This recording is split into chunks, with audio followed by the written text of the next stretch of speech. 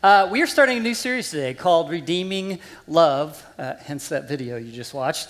And it is going to be based on the book of Ruth. So we're going to be going through all 4 chapters of the book of Ruth over the next 4 weeks. And so if you want to go ahead and turn to Ruth, chapter 1, verse 1, that's where we're going to start today.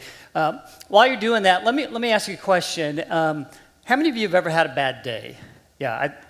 Yes, tell the truth. Right?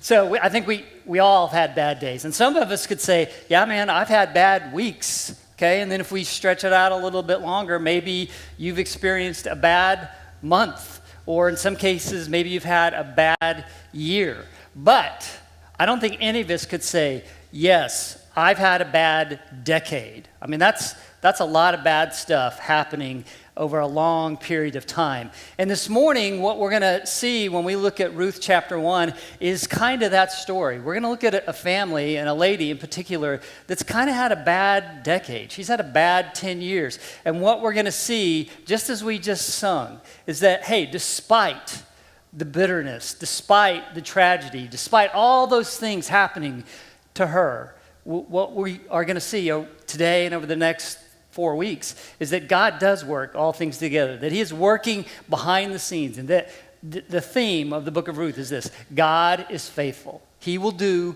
what he said he will do. Even when we can't see it, when we don't feel it, when we don't know what's going on, we can trust in that truth, that he is faithful. All right? So hopefully you return to Ruth chapter 1, and I'm going to read verses 1 and 2 here. It says, "In the days when judges ruled, there was a famine in the land. So a man from Bethlehem in Judah, together with his wife and 2 sons, went to live for a while in the country of Moab. The man's name was Elimelech, his wife's name was Naomi, and the names of his 2 sons were Mahalan and Chilion. They were Ephrathites from Bethlehem, Judah. And they went to Moab and lived there." So from the get-go, right out of the very gate, the writer of Ruth gives us some background about what's going on during this time. And he says that it's a time when the judges ruled Egypt. And if you've been following along with us in the Bible reading plan, the Bible recap, we read this, right? We read about the book of Judges way back in March. Seems like a long time ago, doesn't it? But before we got stuck in some of these other Old Testament books, we blazed through the book of Judges. And what we saw was that there was a time when there was no king in Israel. And so it's a time really of lawlessness because, well, let me sum it up for you. This is what the book of Judges says about that time. "In those days, Israel had no king. All the people did whatever seemed right in their own eyes."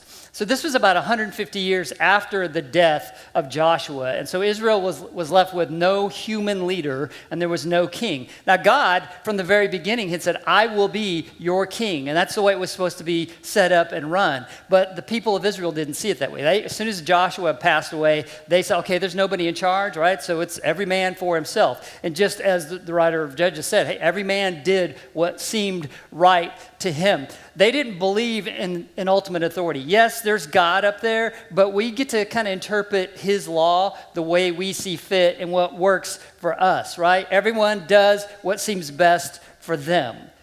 And we're getting a glimpse of that today, right? In the world we live in today, where people there's no ultimate truth, do what seems right to you. Right? And that's kind of what was going on during the time of Judges. There was a lot of chaos, and honestly, there was a lot of wickedness happening as well. So not only was society a mess, but the writer of Ruth tells us that there was a famine in the land as well. There was no food, right? So before we talk about that, though, we have to remember, before there was a nation of Israel, was the people of Israel. And God made a covenant or a contract with the people of Israel and said, hey, if you will do what I ask you to do, I will do this for you. I will bless you beyond measure. I'll bless you more than you could ever imagine. And all that I ask is that you worship me alone. And so they formed this covenant or this contract, and because it was like a contract, there were penalties for non-performance, okay? If you work with contracts in your professional life, you know there typically are.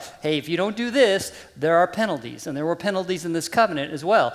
And what God said was, if you don't honor this covenant, this contract that I have with you, there will be penalties, right? So here's what God told his people through Moses. He said, be careful or you will be enticed to turn away and worship other gods and bow down to them. Then the Lord's anger will burn against you, and he will shut up the heavens so that it will not rain, and the ground will yield no produce. And then you will soon perish from the good land the Lord is giving you. So because Israel wasn't faithful to do what they said they were going to do, God was faithful to do what he said he was going to do. And so he shut up the heavens, and there was no rain for a long time, right? And so that caused this famine. He did what he said he would do because he is always faithful to his word. So because there's a famine in Bethlehem, Elimelech loads up the family, his wife and his kids, and they go to Moab, which would be the equivalent of modern Jordan today, okay? Now, ironically, the name Bethlehem means house of bread. And so, the irony is there was no bread in the house of bread because of this famine. The writer tells us that they were Ephrathites, and that indicates that Elimelech was from a kind of a long line of rulers, right? So some scholars think that he was probably one of the chiefs of the tribe of Judah. So he was a kind of a civic leader, if you want to look at it that way. So he was a man of status. They also think that he was probably fairly affluent, and that may be one of the reasons why he and his family loaded up and left and went to Moab. A, they had the means to do that, but B, they wanted to preserve their wealth by trying to avoid that famine.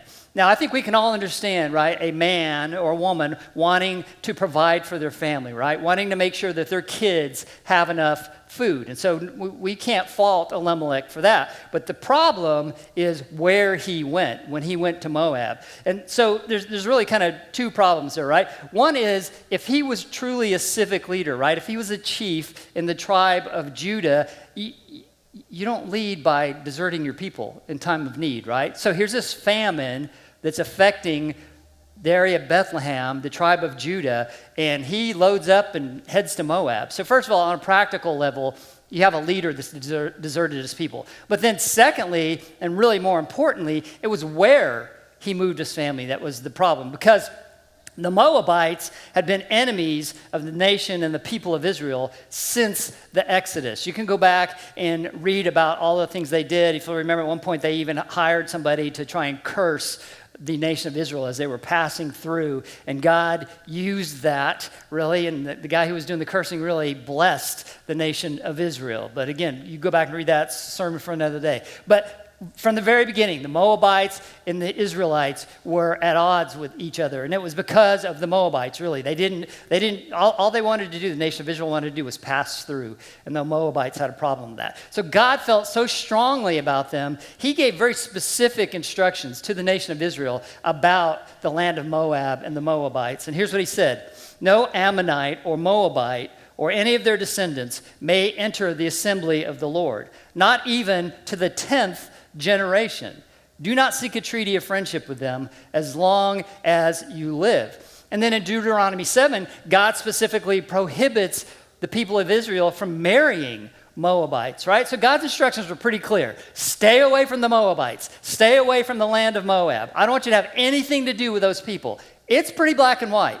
And yet, here's Elimelech, right, picking up his family and doing exactly what God said not to do. He moves them to Moab. And so in moving his family to Moab, Elimelech really is stepping out of the will of God. He's putting his family in spiritual jeopardy by going exact opposite of what God said to do. God said stay away from them. He moves right into the middle of them. So Elimelech's name literally means my God is king, which again is more irony here, because if he really believed God was king, he would have stayed in Bethlehem, because God also had some promises that, right, yeah, there's going to be a famine, but he was always going to preserve his people. And so if they'd have just rode it out a little bit, things probably would have been okay. But contrary to his name, he didn't trust that God really was king. He didn't trust that God was going to see them through that mess. So he could have gone anywhere, but he moved to Moab. And then here's what happened in verses 3 through 5.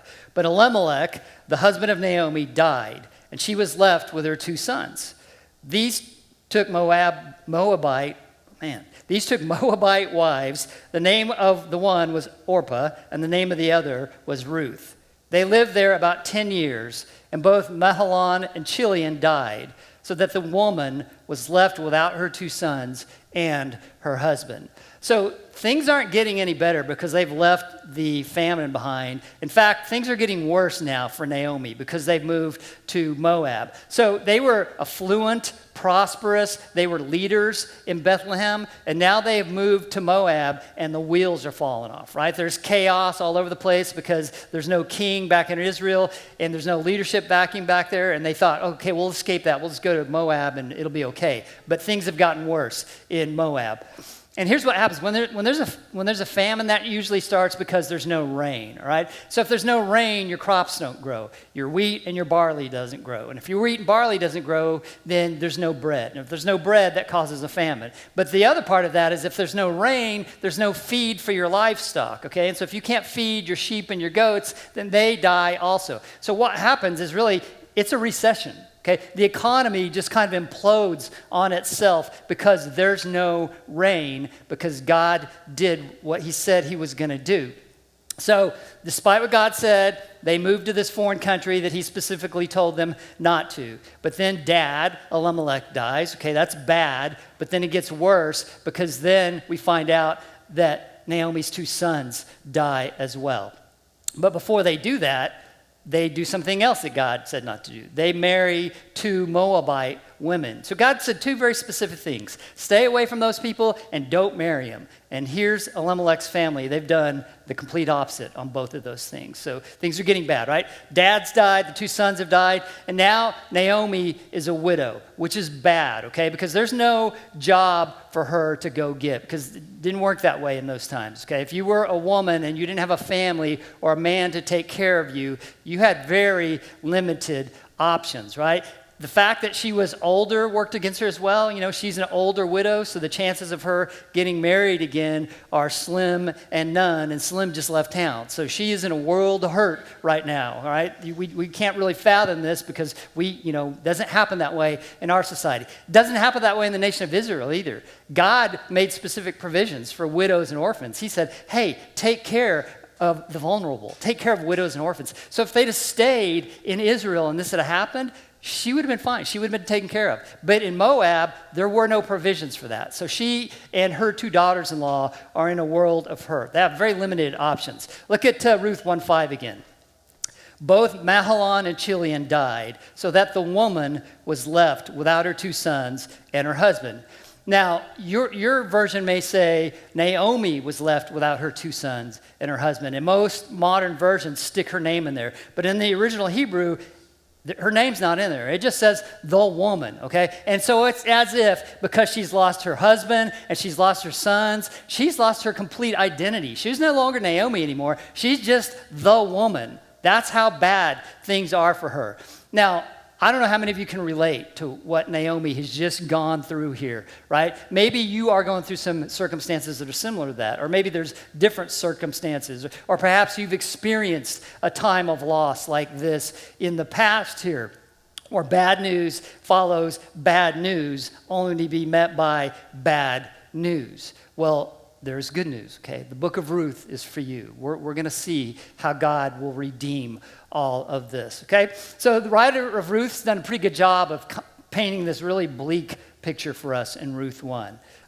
Just bad, okay? So the economy's in a mess. Everyone's doing what they want. Nobody's paying attention to what God says. People are dying left and right. Now we've got this poor widow woman and her 2 daughter-in-laws who are left to fend for themselves. Things seem hopeless. But then, in verse 6, when Naomi heard in Moab that the Lord had come to the aid of his people by providing food for them, she and her daughters-in-law prepared to return home from there.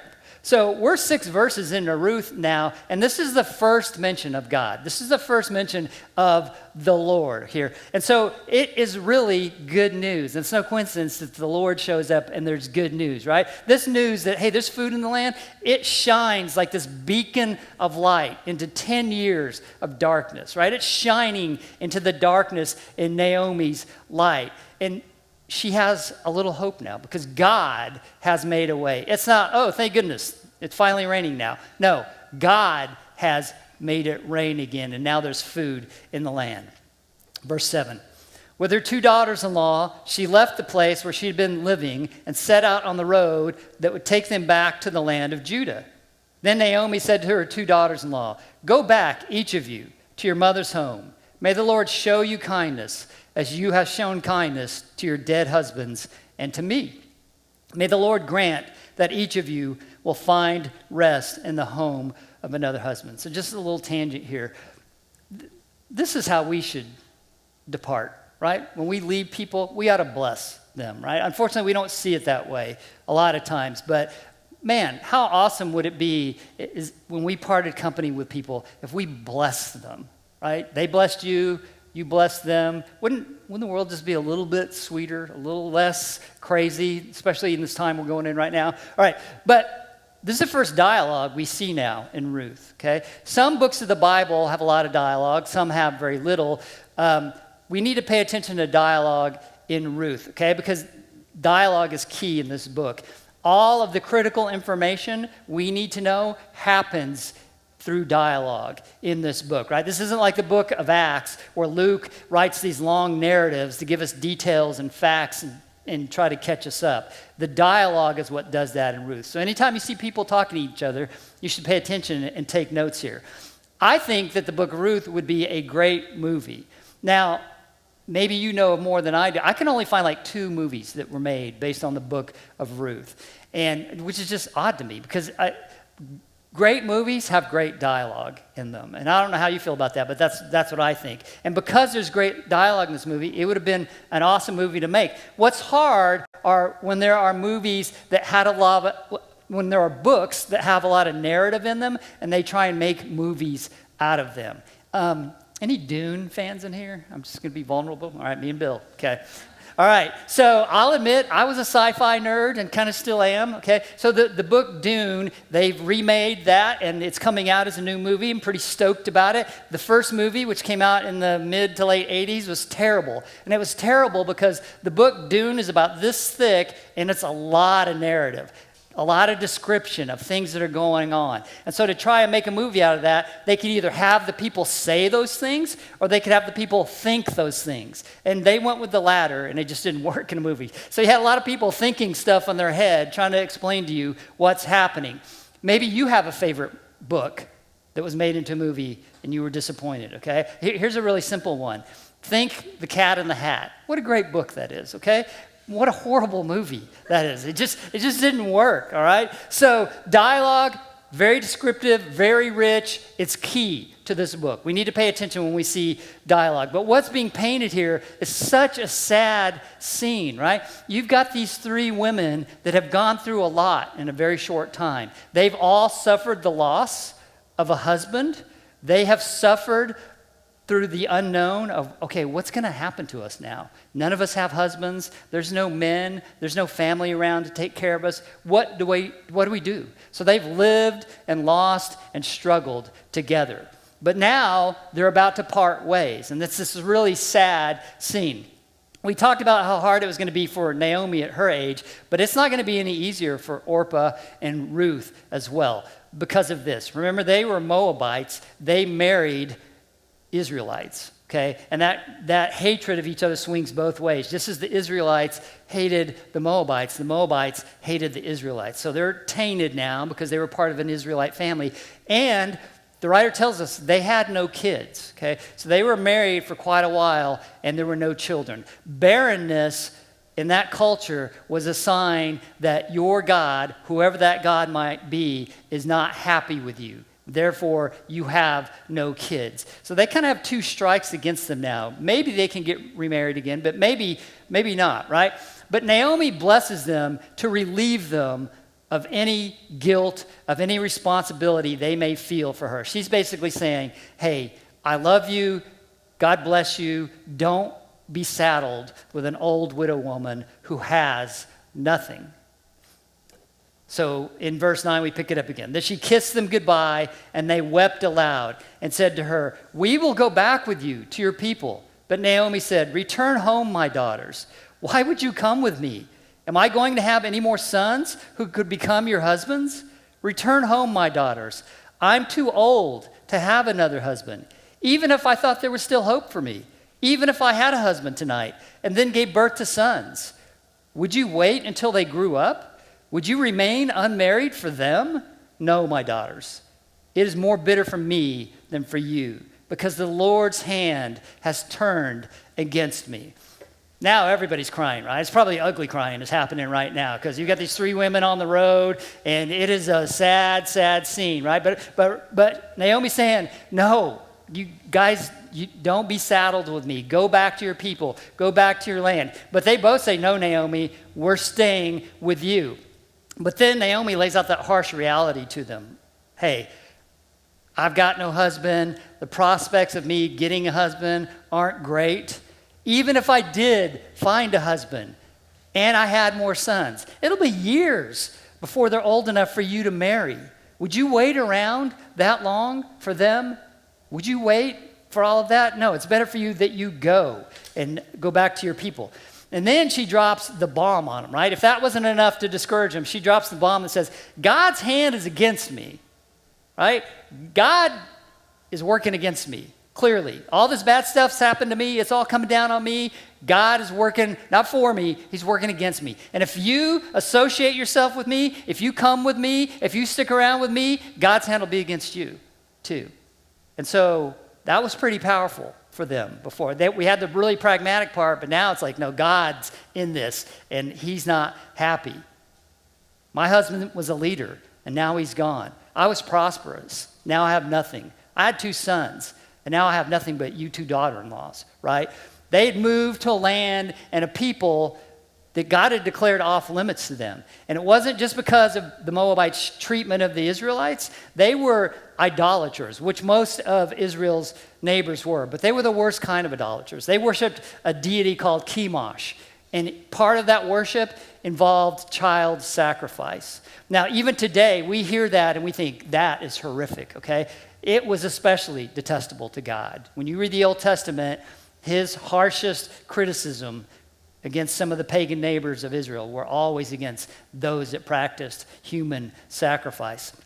Now, we don't know if Naomi and her family worshipped Chemosh, okay? But we know that her sons married 2 Moabite women who most certainly did before they were married, and maybe they continued to do it after they were married, right? So perhaps Naomi's feeling a little bit of guilt. Maybe she's feeling convicted that, hey, because we turned our back on God has turned his back on me now.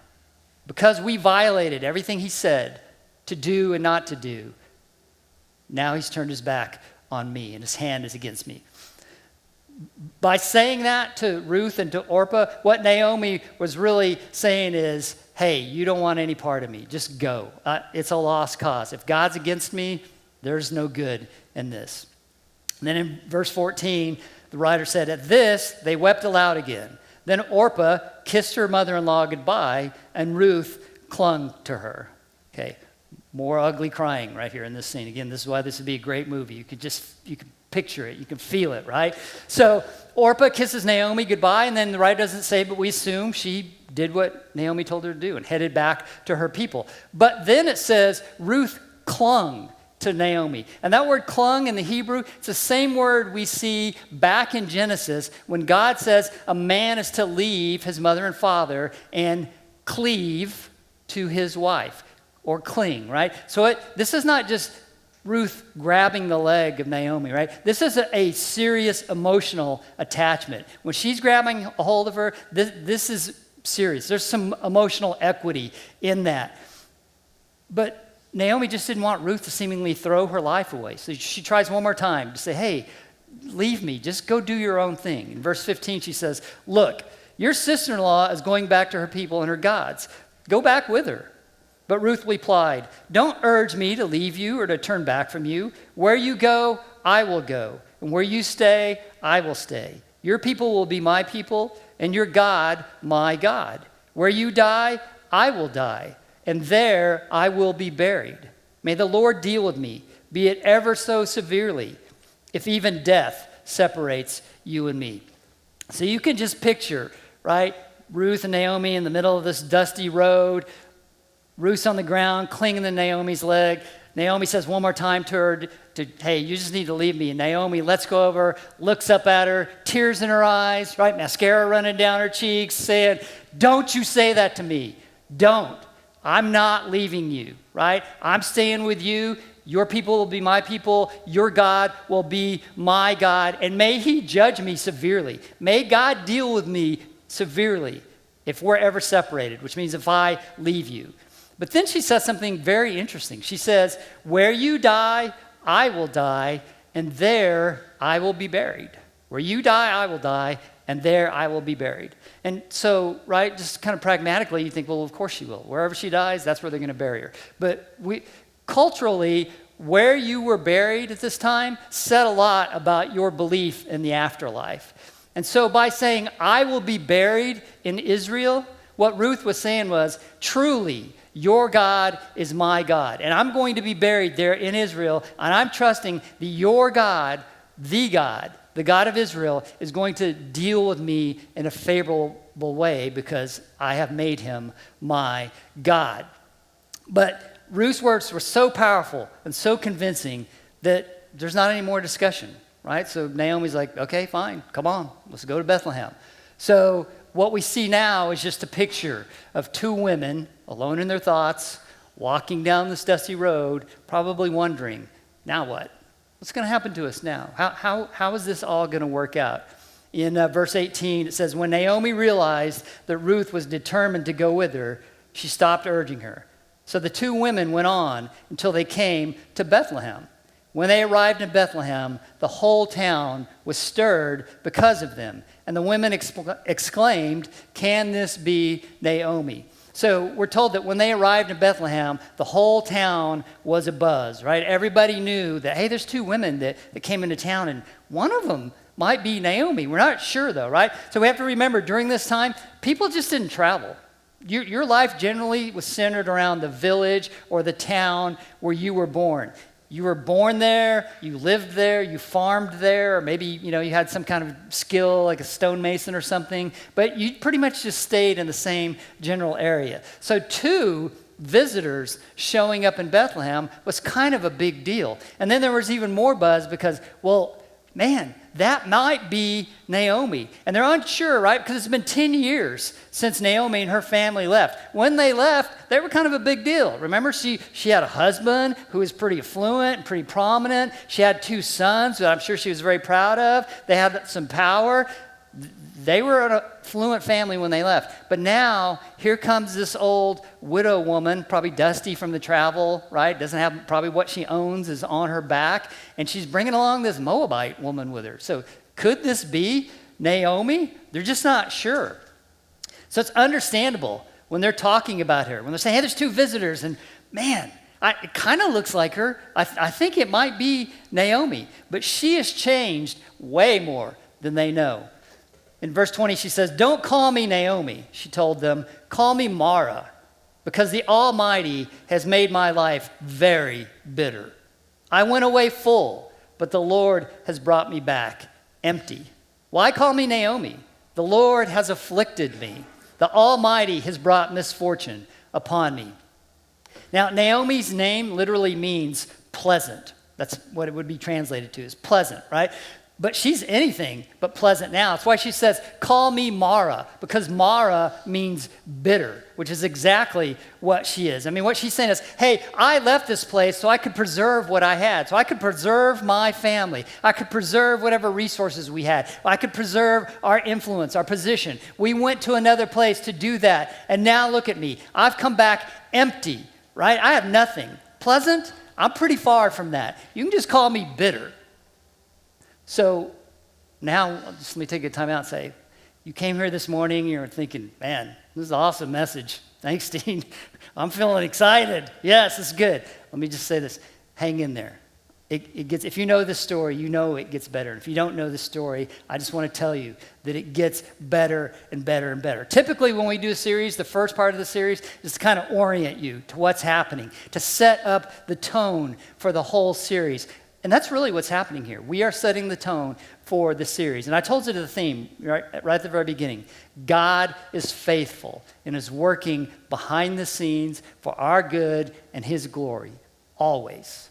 Even when we can't see it, he's doing it. Even when we doesn't feel like it, he's doing it. Even when we're feeling bitter, right? And we're asking, where is God? He's faithful. He's always faithful, right? He's working to turn our tragedy into triumph, always. And that's what we're going to see in this series. So let me encourage you, come back next week. It'll get a little more positive next week, I promise you. But this isn't all bad news. There's some really good things happening here, okay? So think about it this way. We saw Joseph sold into slavery in the Old Testament, right? Then we know the story of Shadrach, Meshach, and Abednego. I grew up thinking that was Abednego, but that is not his name, all right? I think we sung it that way. But throughout Scripture, we see God's people, right, in seemingly hopeless situations. And God always redeems it, right? God, when we're thinking, man, this is bad, no good can come from this, God causes good to always come from this. Maybe you can relate to that. Maybe, again, you're in a situation today where you're thinking, where's God for me in my situation? Where's God for me in my mess? Maybe I haven't lost my spouse or my sons, but maybe you've suffered some other kind of loss. Maybe, like Naomi, you're experiencing emptiness. Maybe it's relational emptiness or emotional emptiness. Maybe you're just trying to make sense of everything that's happening right now, and you're asking the question, where is God?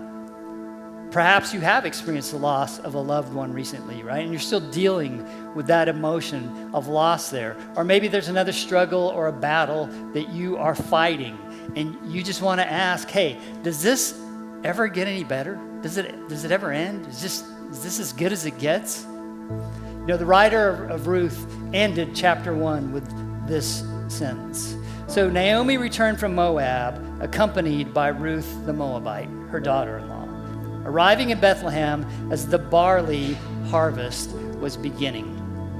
Naomi and Ruth arrive in Bethlehem as the barley is starting to be harvested. So that typically happens around March or April. So they've come back to Bethlehem in the spring. And what Naomi couldn't know, what she didn't see in her bitterness at the time, was that God was going to use that barley harvest and her daughter-in-law, Ruth, who she had tried to send back to her people, who she tried repeatedly, just leave me. But God knew, right? God knew, hey, I'm going to use your Moabite daughter-in-law for good. Ruth, who was seemingly an enemy of the people of Israel, right? Ruth, the one who said, hey, you know what? I pledge my allegiance to you, Naomi, and I pledge my allegiance to your God. Your God will be my God. I'll be buried in Israel. That's how strongly I feel about it, right?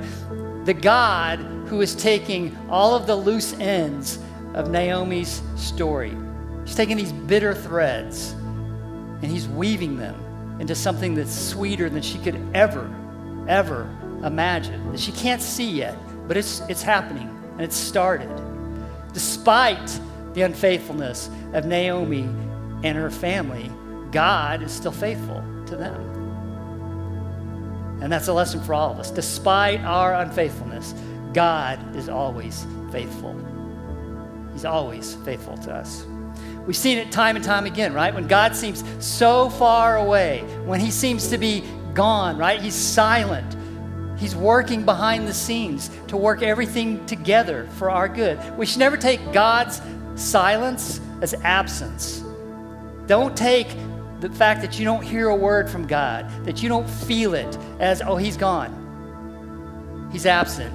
He's not looking at me anymore. His silence is not absence. He is working behind the scenes for our good, right?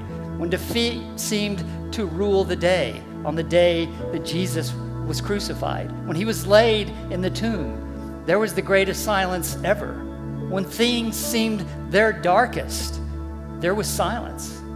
But that wasn't the end, right? When Jesus emerged from the tomb and announced sin and death have been defeated for anyone who will put their hope and trust in me, that was the greatest announcement in the history of the world. And it came on the tail end of a period of silence, right? So it's freely available to anyone who seeks him. You know, this series, Redeeming Love, I don't know what you thought it would be about when you heard that title. It's not about the love between Ruth and Naomi, although there is great love between them. It's not even about the love between Ruth and Boaz, which we will see in the coming weeks, and that is a great story as well. Now, this is about the love of God for you and for me. It's about the love of God for you if you're a follower of Jesus that brought you here today so that you could worship him. It's about the love of God for you if you're not a follower of Jesus that brought you here today because maybe you're seeking him. Perhaps he's drawing you to himself. And it's that love that this story is about. His grace and his mercy are freely poured out on us because of that love.